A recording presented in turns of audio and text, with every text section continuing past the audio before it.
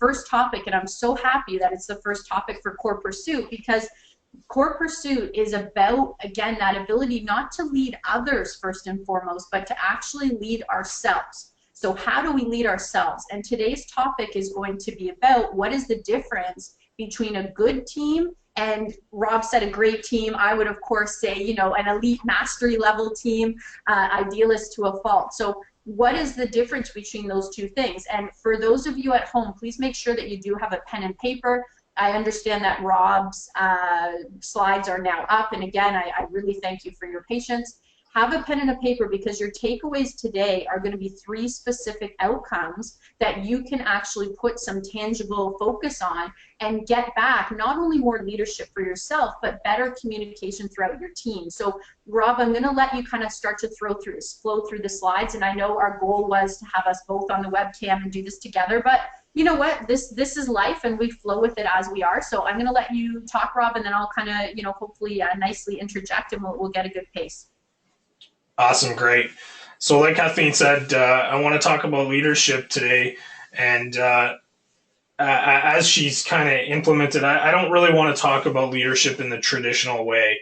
I think we've all been to enough seminars and whatnot and learned about, you know, different leadership styles. But today I want to focus a little bit more kind of at bringing 3 different qualities that make up what I perceive to be a great leader. And in saying that, I think it's really, I don't think anything we bring out today will be new information, but I think it's a new mindset. And I think that that's a really important way to look at the information today, is a shift in a mindset, a different mindset that everybody can have, and 3 different things that we can consistently do and make effort to have. So in starting off, I just wanted to kind of say a good team is usually composed of a good or maybe even a great leader. It has a hardworking team and a team that is going to be successful. But when we look at a great team, it's usually composed of many leaders, not just one. And I think in today's day and age, we kind of focus on, when we think about a team or a large organization, we often think of that one person or that one kind of management style as the leader. And we forget that if we're all leaders, the success is a whole lot more achievable, that we're allowed to have more than one leader in a room. We can kind of work together and all be a leader.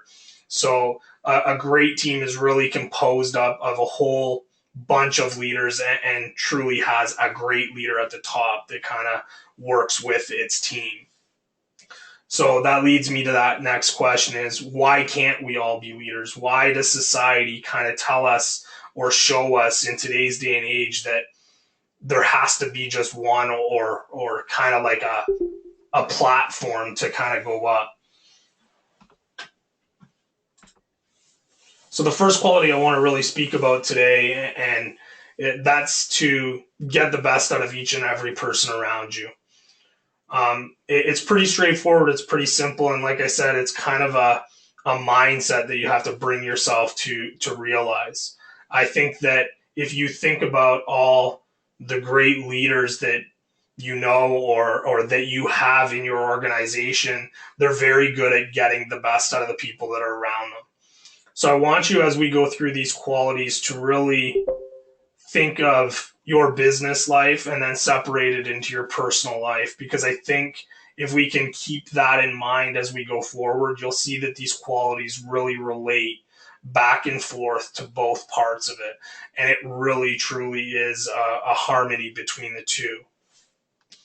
So I think getting the best out of each and every person around you is a very simple way to put, we want people to be at their best. And if we're a leader, we can kind of dictate that, whether it's with an employee, whether it's a colleague, a client, a spouse, a friend. And it's not hard to do. We just have to know how to get there.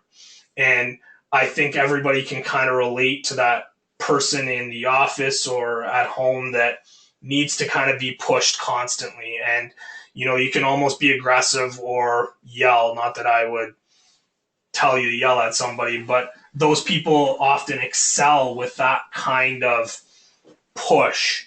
Whereas there's other people, if you are too firm with them or whatever, they will cry and shut down. So you have to really realize and recognize how to deal with each and every person and make that person kind of be their best. And that's what it's all about. So I think that in every single situation, if you can build trust and understand that each and every single person is going to excel in a different way, then I think that you're going to have a whole lot more success in getting more production out of each and every person that comes into your circle of life. Yeah, And and I this, think, oh, sorry, yeah, Rob. I was just going to say, I think it's, an elite business builder. We actually spend, a significant amount of time. We don't call it get the best out of every person, but I mean, what we're really focused on is unique ability. And when I see this, that's what really comes to mind first and foremost. Unique ability does some amazing things for us. It takes ego out of the question because it says, unique ability says that there are certain things that I'm fantastic at. There are also certain things that honestly, I'm not very good at, that I really probably shouldn't be doing. And we call those, your unconscious incompetencies, right? Things that I don't even know I'm not good at. So I just show up, I think I can do everything, I want to take on the world, but really those shortcomings, those weaknesses are holding me back. And if I live from a world of unique ability, then it's amazing how empowering it is because I could never compare myself to someone else, right? My best and their best are completely different. The world of unique ability says instead of looking for what's wrong with somebody, look for what's right about them. Look for their strengths. Look for those great qualities and actually be able to leverage them, which is the making of a dream team, right? To be able to trust and understand, again, that we have different strengths, we have different weaknesses, and how to put the people in the right seats, within our team so that we're all at our absolute maximum best. Right? Like it's interesting that I know in my experience when I was going through university, I managed dental offices. So it's interesting looking back that, it was still managing the offices and they were quite big, some of them, but I was in an administrative role. Whereas in real estate, anything to do with administration really held me back. And one of the first things I did when we started the coaching, Kathleen Black Coaching and Consulting, was the awareness of I need an administrator. I would be holding our clients back. I'd be holding back the success of those around me if I wasn't honest with myself and communicated my strengths and weaknesses and brought somebody else in who actually is the best, in that particular position. So, Rob, when you're talking about get the best out of every person, I think it's an amazing talent to be able to look for what's good and really foster that talent in those around you instead of looking for what they might not be able to do that you can do. Right? That's the opposite of team. It's the opposite of successful leverage. yeah, and I think that's a great point when you look at from a leadership perspective. If we're all looking out to have somebody be their best, that mindset to always get the best out of each and every single person, the just by switching that mindset, the production that you're going to get out of everybody, the confidence that you're going to create out of each and every single person in that team, it automatically starts to have a domino effect on really important things like your culture and in your environment within the business world and the positivity that you're going to have. So everything becomes so much more efficient and so much more productive. Mm-hmm. Yeah, and you really can't move forward without it. That's a fact, right? If we're looking to expand or have more positivity in our business or in our family, right? A family is a team. If I can't acknowledge, other people's strengths and build them up for that, even though it's different than me, that's going to cause for some major shortcomings in communication in all environments. So I'll let you, Rob, move on from there. Right on. And that's 100%. And the next point of my slide says it's not a one-size-fits-all approach. And I think that that's a lot of what Kathleen was saying there. And when I talk about leadership, and you go to all these conferences and they talk about the 12 different styles and all that kind of stuff, this is where I say that it doesn't really fit. You can't go with one approach to absolutely every person throughout your business or every person throughout your life. It's always going to be changing, and you have to have the ability, or you have to have the want to have the ability to really get that best and make other people be their best. The positive things about it is it's really easy. It's not something that's you need to be taught or learned, really. It just takes a bunch of effort, and for the most part, I think a lot of people that are successful are already doing it. They're just not always doing it very consistent, and it's not in the forefront of their mind. With that said, I want to move into the second quality, being communication. And usually, when I bring up a communication slide, everybody gasps because we can talk about this for days on end. But really, what I want to do is I want to break it down into a couple different things. And I think it goes without saying, but every great leader is a wonderful communicator.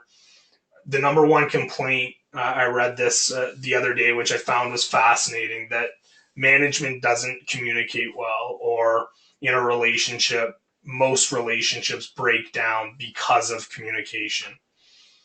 And I thought to myself, what does this really mean? And I don't really know, because immediately when we have complaints, people want to complain about management. They want to complain about the leaders of their teams. That's the catch all, is communication. But the more and more I looked into it, I thought, you know what, they're probably right. We go about communication in such a difficult way in our fast paced lives today. I think that we forget to listen, and we forget to look at the communication process as a whole. I think we take speaking to people or typing to people for granted. So I encourage people often, when you think about the communication process, as each one individually. So every single time you're going to have communication with somebody, look at look at that session in, all I need to do is build trust from that other person. And if you go into the situation looking at it that way, whether it's a client, whether it's a colleague, whether it's an employee, whether it's your husband or wife, your brother or your sister, if you look at it as, I want to build trust from that person, I want this person to trust me and what I'm saying and what I'm doing, then I think that that relationship that you're going to build, and every single time we communicate with somebody, we're building a relationship. Whether it's a relationship that lasts 7 seconds or it's a relationship that lasts 60 years, it's still a relationship that we have. So I think if you can really, really focus and bring that to the forefront of your mind as well, that I want to build trust. And the best way to do that is, I tell people all the time, when you're communicating with somebody, communicate that you care. And that's going to build trust immediately. And when I say that to people, especially in the business world, you want to show each and every single person you deal with that you care, whether you do or you don't. Because after that conversation, the choices you make will be who you are. But if I feel as though you care about what I'm saying or what I'm doing, then our relationship is immediately stronger. And I found this incredible stat the other day that kind of confirms what I'm saying. And that survey said that most employees, or most people in a relationship, just want to have a voice. They want to be heard.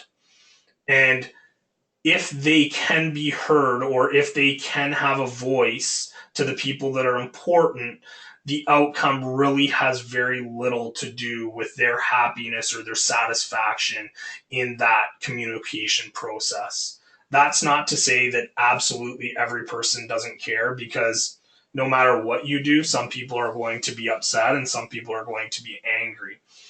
But I find it really fascinating that the majority of people, or in most circumstances, people just want to have a voice. So if you can really, really focus on the fact that I care what you're saying to me, and make that known, then I think the relationship part of building in your business is going to be so much stronger. And in saying that, I kind of want to, the big focus I want to have today with communication is the era in which we live today. I understand that a lot of people are super, super busy, and a lot of people in the business world today communicate with email or text or over the telephone, that our face to face communication is a lot less than it used to be. And when I bring this up to people, a lot of people tell me we're busy, we're on the go, and the rules of communication, those unwritten rules, are a little bit different. So I always possess or pose the question: are they really? Are Should communication be different whether we're sending it in an email or a text? And a lot of people will say that it should be. And I think that a lot of people, I think everybody here could probably agree that they've sent a text message or an email that has been taken out of context or taken the wrong way. And that happens. What is that? It's a breakdown of communication. And the easiest way that I can explain this communication, because I believe that email, text, and phone is the same as having a verbal conversation when you talk about leadership and communication. And the way I would explain that to people is, if Kathleen and I are having a face to face conversation for 15 minutes and I do nothing but speak and she's listening, but she never ever responds to me. She never says yes, she never says no, she never gives me her thoughts. First of all, that conversation is going to get really, really awkward, but I think most people would acknowledge that it's rude, and it doesn't really help the situation. I'm not sure we're even going to get to 15 minutes before I leave. And that feeling is going to be that she doesn't give a shit about me and she doesn't care. And the whole communication, the whole relationship automatically fails at that given point. But then I ask the question all the time to people: is it okay if I send my thoughts or ask questions or whatever in a text or an email? People say, well, you get busy, you forget. And I never get that response. And now I'm left to send those text messages over again or send an email over again. And I still have that same feeling, whether we were face to face or whether it's in a text, that you don't care, that it doesn't matter to me. And that might not be true on your part. You might actually care. You might want to know. But in the busy lifestyle, it gets missed. So I always tell people, be sure to respond. Take the 2 seconds it is to just say, okay, or thank you, or I've got this. I will get back to you when I have time. That might be in 6 months from now. But the simple fact that you've responded and you've acknowledged something that somebody says, it gives them the feeling like they've been heard, and it automatically strengthens that relationship and gives you the ability to kind of move on from there. So communication is really, really important. And I kind of want to leave it at that, because I'm going to dive into communication a lot more on our next core belief session. I'm super excited to share with you the step that we all forget about more often than not. So hopefully you'll join us in a couple weeks for that core belief session. Kathleen, do you have anything to add to that? Yeah, I mean, I think it's all extremely important, right? That people, this is the age-old advice that we work with when it comes to presenting, that people don't care what you know until they know that you care, right? So, I mean, the number one feedback that I used to get going through houses, doing a walkthrough before a listing presentation, was they'd start to talk. You'd know if they had a good experience with the other agents, because they'd start to talk about, oh yeah, we had that top agent come in and they thought they knew everything, and they didn't even ask us any questions. We don't even think they took any notes. And basically what they're communicating is, I don't believe that this person actually cared, right? I don't believe that this person cared about us and the fact that this was our family home and our children were raised here, or that it took me 4 months to pick the perfect finishes for my perfect master bath or something like that, right? Which actually is a true story.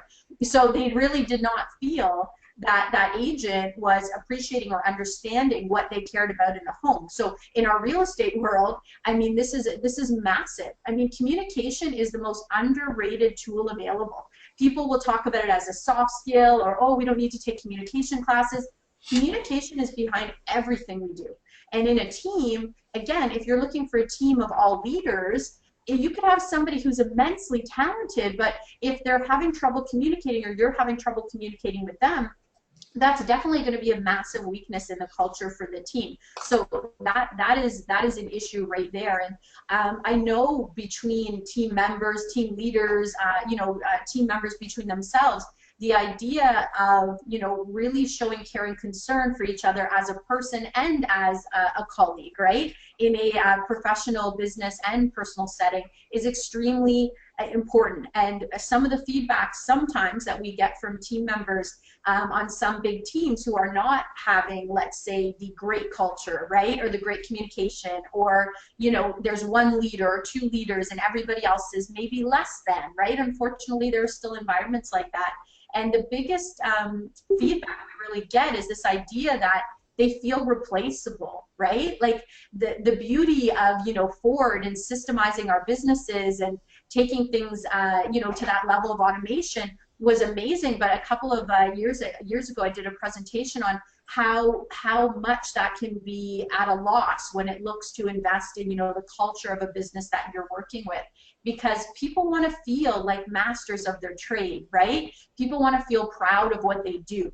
So when I'm hearing you say show care and concern, it's actually also acknowledging that people work hard to learn what they know and to bring what they do to their clientele. And although as a team we may train on systems and things like that, it's really important that we value the outcome as well as the person, right? Those unique abilities and talents usually are not easily replaceable by any means. So I think it's really, really crucial. And the difficulties, I mean, text is a notification system, right? We're notifying of a message. We're not actually communicating with any type of context. We don't have tonality. We don't have intention there. It's an extremely difficult resource to work with. So I would agree with that for sure. And I think probably we're all set to move on to quality 3. I don't think I have anything else to add. Awesome. So the last quality I always talk about is to make others around you better. And I think this one is really self-explanatory. The reason that I think it's so important is that it really truly is a mindset and it takes effort. And I think if you see it in that way and see it in that light, you'll see with that quality with the other two really, really, truly rounds it out into something special. If you have it as your mindset and you're looking to really and truly make other people around you better by simply, maybe showing them how wonderful you are at doing something or helping them out in something that they're having a difficult time doing. I think it's really important to look at it in that way, because we all hear the scenario all the time. You're only as strong as your weakest link, and that is so true in every aspect of every team. And it might not always bring you down, but if you can make other people around you better, the stronger that absolutely everyone is, and the more you make someone better, it's going to come back to you. It's going to get back to you. So if everyone is looking out for one another, at some point in time, it's going to make your life that much easier. And somebody's going to look to help you out to make you that much better. So I always say that this part of these 3 qualities is really important to making a positive culture and a productive environment. It leads to happiness within your team. It leads to ultimately success. And really and truly, if you have a great culture and you have a culture where everyone is looking out for one another, you can't fail. Success is inevitable. It truthfully is. There's no way around it. It's just an indestructible scenario. And I often get people that when I bring this up, they'll often say to me, but I am part of a team, but I'm also independent and I have other things that I need to do that might be of better priority. So when I bring this up, I'm not saying that at absolutely every single second of the day you have to go out of your way to help people and make them better. I'm saying that it's a mindset. When you have the chance, when you have the ability, keep it in your mind that if I can make that person better, I'm also making myself better. I'm making my life easier. I'm making the life of each and every single person as part of this team that much better. And if we can get to that spot where we can put all three of these qualities together in each and every single person who is a part of that team, truthfully, I always say it, it's such a cliche, but really and truly, the sky's the limit because your culture and your environment of your team is going to be. It's going to be indestructible. You won't be able to bring it down, and success is just so inevitable in that way. And this one, the best thing about it is it's so simple. It just takes a consistent mindset of looking around and what can I do to better this team? How can I make others around me fit better, do things more efficiently, more effectively, and in turn, you can always know that you can turn to somebody else that will allow you to better yourself as well. Hmm. Kathleen? Yeah. Yeah, absolutely. I mean that the culture kind of looks for excellence with each member, right? Which is growth mindset. I mean, to me, the idea that I can influence others to help them improve, or that someone could influence me to help me improve, that's really saying, hey, I'm open to the fact that I have more growing and learning to do. I'm open to the fact that I can be better tomorrow than I am today, and that that's my choice. It's not, I'm not reliant on anybody else to be able to create that outcome for me, and that's huge. Like it's really one of the top correlations, right, with top producers, particularly in the teams and the team leaders that we work with, is that growth mindset. They're constantly looking to expand, and they have an idea that they get good at the things they practice at, not necessarily just the things that they were born with talent from, which is a big difference, right? Some people look just to do what they're already good at, whereas other people look to expand into other skills and believe that they can learn and expand from there. So I do think it's actually crucial to make others better around us and invest in others, because you also can't be a coach, a teacher, a leader. You can't be any of those things without others learning, and without also being a student, a client. I think there's big reciprocity in those. The best coaches, I think, are lifelong learners. They take more training than anyone else. I know I certainly do, because I can't possibly serve my team or my clients or my family unless I'm expanding and making sure I'm at my best. So that's really what I think about with making others better around me. Just that reciprocity of excellence, really, of mastery. Yeah, most definitely. And I think when this kind of goes into my closing part of it, but I think when you look at these things and as we go on to really put it into perspective and you bring those three things together and just look at it from a leadership point of view, and each and every single person that is part of your team, if they all have these three things that we're doing consistently, getting the best out of others around you, communicating with trust in mind, or making everybody around you that much better, the recipe for success is there immediately, because each and every single person is not only looking after themselves, but they're looking after anybody who's beside them. So when we're going to fight that fight, we know that we're going hand in hand. We're moving along, we're moving ahead. We're not taking steps backwards, because if we fall down, there's always somebody there to pick us up. And that's a truly inspiring thing. And if you've ever been a part of an environment like that, where people are just always looking out for you, you know that you can take that risk in order to get to success that much faster, because if you fall down, you know there's always somebody there to kind of pick you back up. And in saying that, I really want to make it clear that I know that the information today, it's nothing new, but I think that we really have to, again, bring it to the forefront of our mind and be consistent at doing these things. And I know that successful people do a lot of them, but bring it to your mind and really focus on the fact that you can do these things. They're they're not special things. We don't have to go take a 6-week course to learn how to do these. We don't have to go to seminars or whatnot to figure out how to do them. They simply take a mindset and a little bit of effort. And you don't even need a lot of effort. You just need a little bit of effort to get there. And by doing that, truthfully, I can promise you that success is inevitable. It's just a recipe for such great things to come. Excellent. So I think obviously, Rob, we have another topic coming up for 2 weeks from today, and hopefully we'll have it ironed out so we're both on webcam as expected for that. But can you share a little bit about the topic coming up 2 weeks from now? So 2 weeks from now, like I said before, I'm going to focus a lot more in depth about communication and the step we often forget. I think that communication is obviously the key to absolutely everything, and it's really, really important.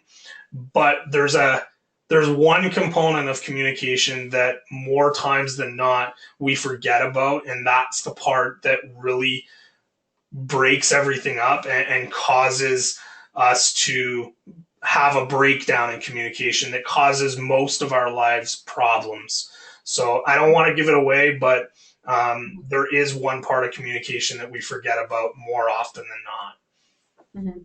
Okay, excellent. And also, so just to kind of bring together the takeaways. So first and foremost, obviously, look for the best in the people around you, right? To be able to get the best from them, you have to acknowledge that they have gifts and talents and skills that they've worked hard to learn. So actually look to get the best from those around us. Second of all, communication, like not assuming, somebody's trying to slight us or somebody's upset, or not assuming they're not upset sometimes is also a good thing, but actually taking the time to communicate and show care and concern for whoever we're dealing with, whether that be a client, whether that be a team member, our children, our friends, our family. Very important that we may not see the world the same way they do, but we can respect and honor them as a person, right? There are many people that I just don't see the world the way they do, and to be honest, I probably never will. But I deeply honor my connection and relationship with those people regardless. So how to be able to show that first and foremost was a vital takeaway.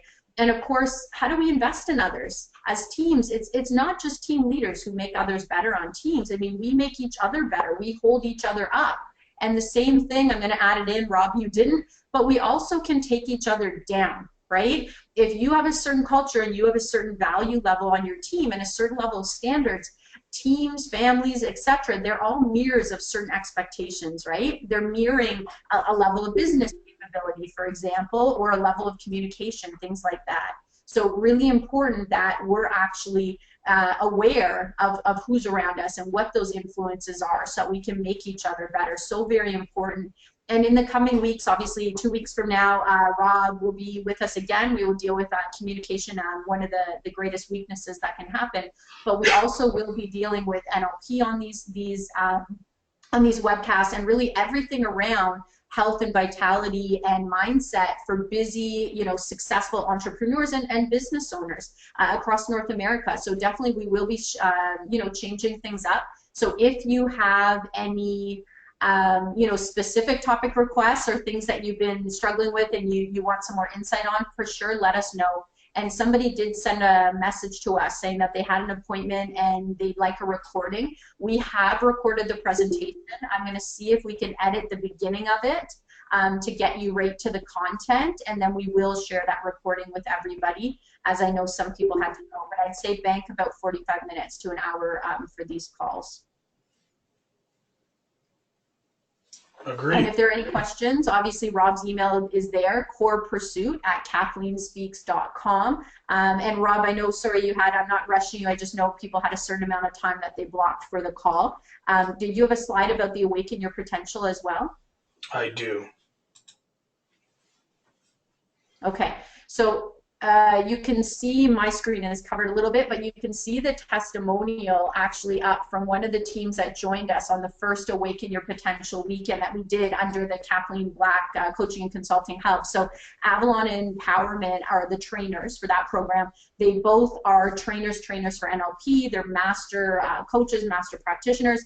I've also done several trainings within their organizations. So Shannon McCaffrey actually brought her whole team. They came down from the Kingston, Napanee area.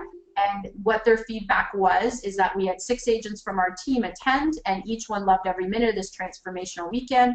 We gained so much invaluable knowledge, amazing goals were set, and a level of personal peace and awareness was received by us all. I would highly recommend this event. So this is coming up this weekend, February 11th and 12th. You can still email us any questions. You can still register right on our website. The link is there. This is an empowerment and mindset weekend.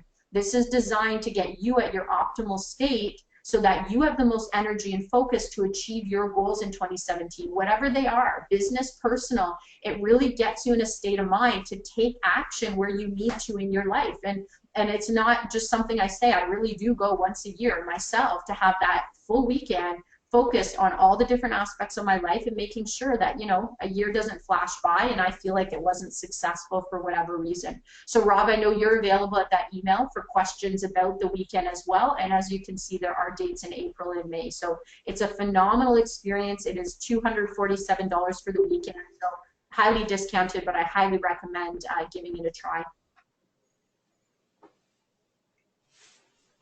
Right on. That's And Rob, exactly. Yeah, that's exactly what I was going to say. I always appreciate feedback as well, whether it's good or bad. The core beliefs presentations are all about you. So if there's something that we've done or that we could do better, I'm always open to that. So please send out an email and let me know. I do understand that the technical difficulties we had today, I don't need 100 emails about that because we do understand we will fix it. It will be better. But honestly, anything that you have that you can share, I'm open to that. And like Kathleen said, if there's a topic that you want to be discussed, send it out to me and I will do my very best to get that in a timely manner. excellent. So I think on that note, we are going to wish you a fantastic couple of weeks. And again, we will be open for all of February, considering the technical issues. Might open up a call in March as well, just to make sure that you guys actually get a good taste of what we're doing here. So we will see you 2 weeks from now and have a fantastic optimal time until then. Thank you. Thank you.